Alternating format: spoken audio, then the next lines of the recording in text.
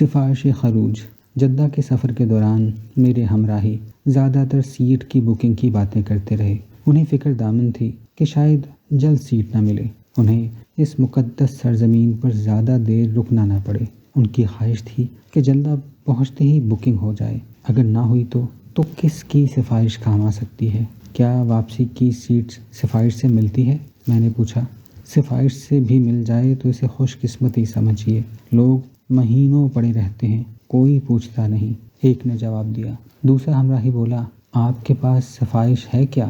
نہیں، میں نے جواب دیا، مجھے یہاں کون جانتا ہے؟ دفعتاً پہلا ہمراہی چلایا، آپ کی بات بن جائے گی۔ وہ کیسے؟ میں نے پوچھا۔ آپ نے اپنے ساتھ ایک خاتون کو لے جانا ہے نا؟ اس نے جواب دیا۔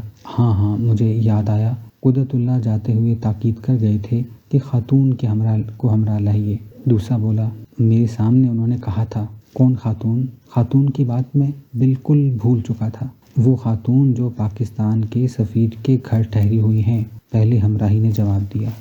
ہاں، مجھے یاد آ گیا، قدرت نے کہا تھا اس خاتون کو ساتھ لے کر آنا، لیکن اس کا سفارش سے کیا تعلق ہے؟ میں نے پوچھا۔